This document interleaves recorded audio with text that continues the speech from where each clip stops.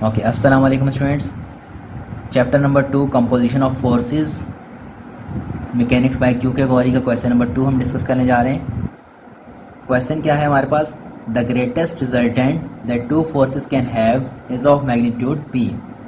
यानी कि हमारे पास क्या है कि ग्रेटेस्ट रिजल्टेंट जो है किसी भी दो फोर्सेस का, उसका मैग्नीट्यूड क्या होगा, पी होगा।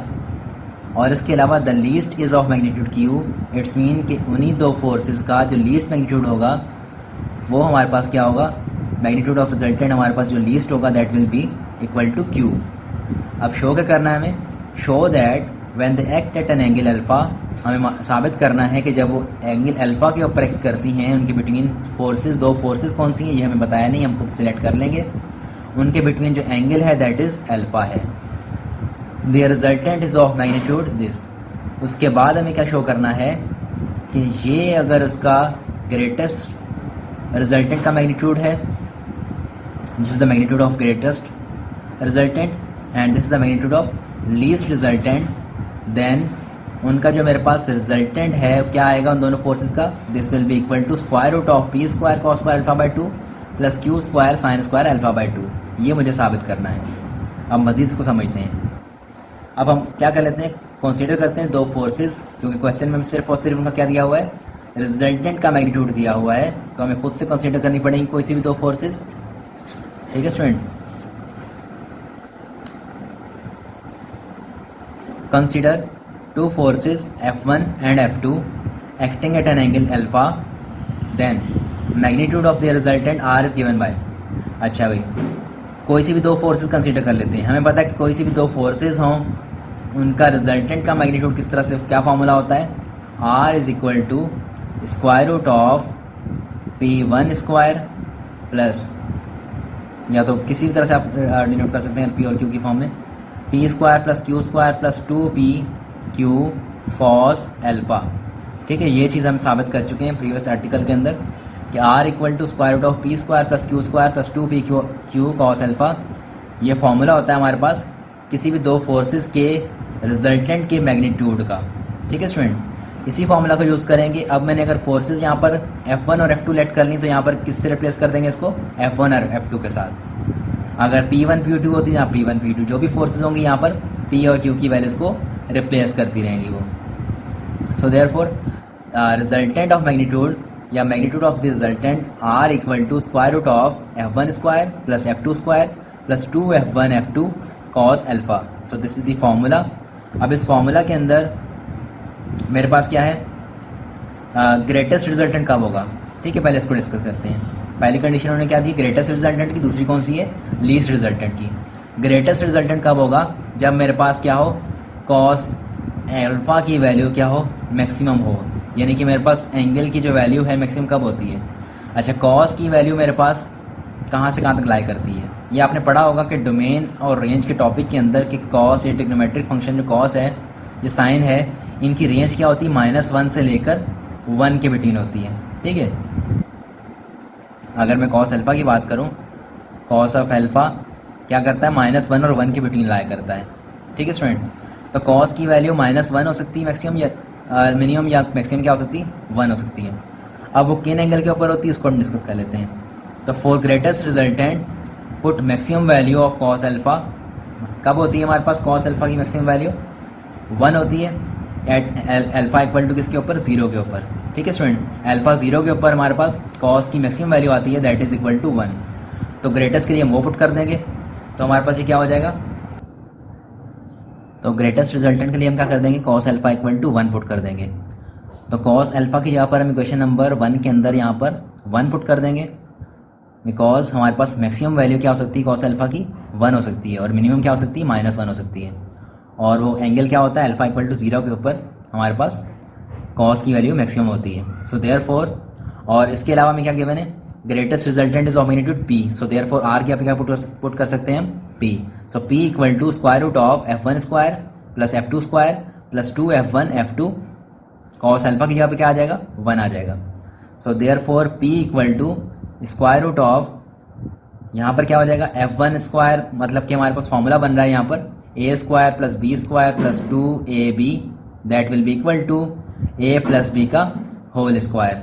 सो this will be equal to P equal to F1 plus F2 का होल स्क्वायर। स्क्वायर से रूट कैंसिल आउट हो जाएगा तो हमारे पास क्या आ जाएगा, P is equal to F1 plus F2।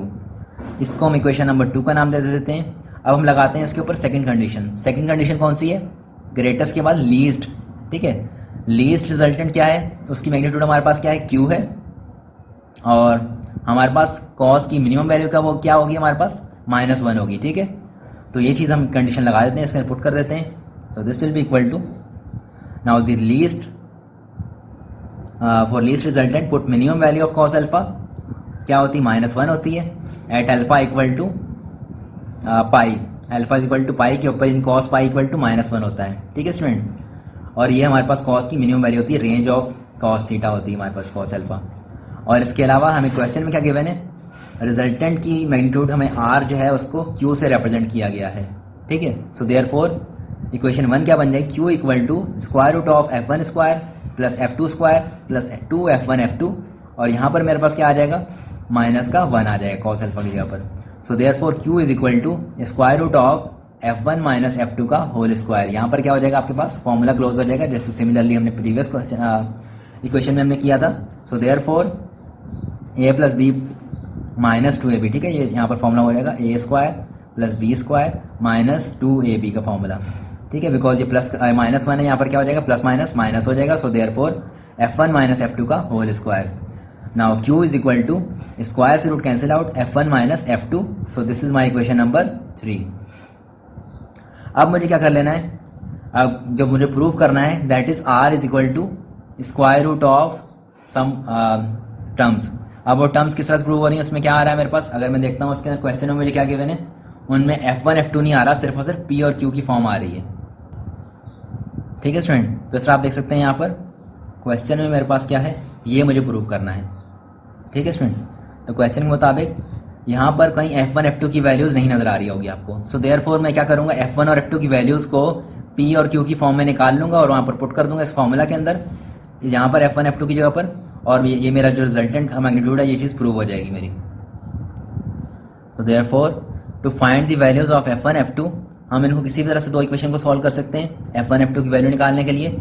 मैं क्या कर रहा हूँ, इक्वेशन नंबर 2 और इक्वेशन नंबर 3 को एक बार ऐड करवाऊंगा और एक बार सब्ट्रैक्ट कराऊंगा, तो मेरे पास F1 और F2 की वैल्यूज इजीली आ जाएंगी। So add equation number 2 and equation number 3। So P is equal to F1 plus F2, this was equation number 2, and Q is equal to F1 minus F2 and this was equation number 3. So therefore after adding the equations P plus Q equal to F1 plus F1, this will be equal to 2F1, and F2 and minus F2, this will be cancel out each other. So P plus Q equal to 2 times F1. Now F1 is equal to P plus Q divided by 2. Now this is my F1, values of F1. Now I have to find the values of F2. So therefore I am going to subtract equation number 3 from equation number 2. Equation number 3 from 2, it's mean that के ऊपर जो equation है वो कौन सी आएगी, 2 आएगी, और नीचे कौन सी इक्वेशन आएगी, 3 आएगी। So P is equal to F1 plus F2, और इक्वेशन नंबर 3 क्या है मेरे पास, Q is equal to F1 minus F2।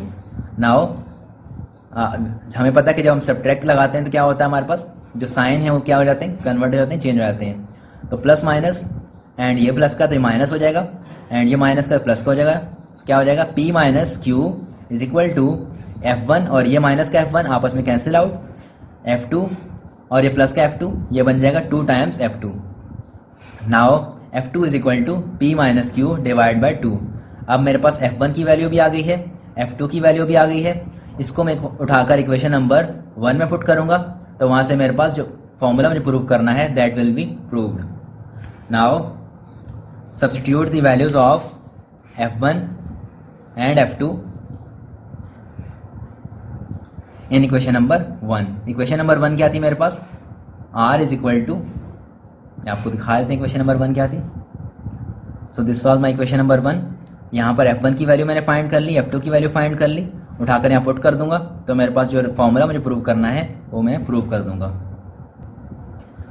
ठीक है स्टूडेंट। तो यहाँ से मेरे पास क्या हो जाएगा, R is equal to F1 square plus F2 square plus 2F1 F2 cos alpha. यहाँ पर क्या हो जाएगा, R इक्वल टू F1 की वैल्यू क्या फाइंड की थी हमने, P प्लस Q अपॉन 2, और F2 की वैल्यू क्या फाइंड की थी, P माइनस Q अपॉन 2, ठीक है, उसके ऊपर square plus 2f1 f2 cos alpha.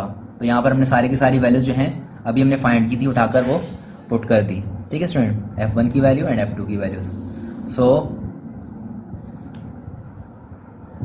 r is equal to, अब इसको हम कर लेते हैं सिंप्लीफाई, जो भी मैथमेटिक्स इसके ऊपर अप्लाई हो रही है उसको अप्लाई कर लेते हैं। तो p प्लस क्यू का होल स्क्वायर क्या हो जाएगा, p square plus Q square plus 2pq, और 2 का स्क्वायर हो जाएगा 4, प्लस यहाँ पर हो जाएगा मेरे पास p square plus Q square minus 2pq, इस पर फॉर्मूला अप्लाई कर दिया, डिवाइड बाई 2 का square equal to 4 plus 2 as it is 2 to the 4 p plus q into p minus q, the formula of a plus b into a minus b. So therefore this will be equal to a square minus b square. So this is p square minus q square cos alpha. Now r is equal to, ये जो 4 है हमारे पास क्या है, denominator में सब में कॉमन है, तो इसको हम बाहर निकाल लेते हैं। 1/4 टाइम्स सब में से कॉमन आ गया, यहाँ पर क्या हो जाएगा, p square plus Q square plus 2pq as it is, p square plus Q square minus 2pq as it is, plus 2p square cos alpha minus 2q square cos alpha. Now यहाँ पे अगर देखें तो आप 2pq and minus 2pq आपस में cancel out हो जाएगा। ये मेरे पास p स्क्वायर है, ये मेरे पास यहाँ पर p स्क्वायर है, तो क्या हो जाएगा p square plus p square 2p square, ये मेरे पास क्या है 2p स्क्वायर कॉस अल्फा है, इनको मैं p स्क्वायर वाली वैल्यूज को एक तरफ लिख दूंगा। इसके बाद ये q स्क्वायर की वैल्यू है और ये q स्क्वायर की वैल्यू है, तो क्या हो जाएगी q square plus q square 2q square minus यहाँ पर मेरे पास क्या हो जाएगा 2q स्क्वायर कॉस अल्फा। ठीक है स्टूडेंट, अब यहाँ से मेरे पास क्या हो गया 2p स्क्वायर, इसमें भी कॉमन है इसमें भी कॉमन है, इसको हम कॉमन ले लेंगे, तो 2p square into 1 plus cos alpha plus 2q square दोनों में कॉमन है, तो 1 माइनस कॉस अल्फा।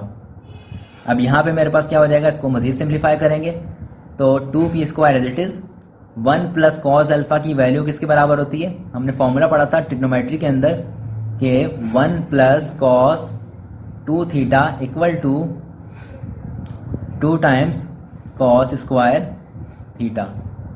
ठीक है स्टूडेंट, ये मेरे पास क्या था डबल एंगल फॉर्मूला पढ़ा होगा आपने ट्रिग्नोमेट्री के अंदर। इसको आप अगर लिखें यहाँ पर मेरे पास क्या, अगर 1 प्लस कॉस अल्फा है यानी कि मेरे पास एंगल यहाँ पर 1 है, तो यहाँ पर क्या आएगा, यहाँ पर 2 था तो यहाँ पर आया था 1, और यहाँ पर अगर एंगल मेरे पास 1 होगा तो यहाँ पर क्या हो जाएगा हाफ हो जाएगा उसका, जो भी उसका होगा उसका हाफ होगा। तो 2 का हाफ क्या होता है 1 होता है, और 1 का हाफ क्या हो जाएगा 1/2 हो जाएगा। So therefore 1 plus cos alpha की जगह पे क्या आ जाएगा 2 time cos square alpha by 2, and similarly plus 2q square, और इसका फॉर्मूला मेरे पास क्या होता है, अगर 1 माइनस कॉस अल्फा हो तो उसमें क्या फर्क आ जाता है, 1 माइनस कॉस अल्फा बराबर होता है 2 साइन स्क्वायर अल्फा बाय 2। ठीक है, जब माइनस का साइन आएगा तो हमारे पास उसकी क्या आइडेंटिटी है साइन की फॉर्म में, और अगर कॉस आएगा तो मेरे पास प्लस के साथ, तो मेरे पास कॉस स्क्वायर की फॉर्म में है। तो यहाँ तक हमने इसको कर लिया, मजीद हम इसको सिंप्लीफाई करते हैं। ठीक है स्टूडेंट, तो ये मेरे पास क्या हो जाएगा 2 to the 4 4p square cos square alpha by 2, plus यहाँ से भी 2 to the 4 q square sine square alpha by 2, यहाँ से दोनों 4 को क्या कर लेंगे हम कॉमन निकाल लेंगे, तो क्या बच जाएगा p square cos square alpha by 2 plus q square sine square alpha by 2, 4 से 4 कैंसिल आउट, तो p square cos square alpha by 2 plus Q square sine square alpha by 2, और यही चीज़ हमें प्रूव करनी थी क्वेश्चन के अंदर। इसको हम देख सकते हैं यहाँ पर, ये हमें प्रूव करना था p square cos square alpha by 2 plus Q square sine square alpha by 2, और that we have proved in this question.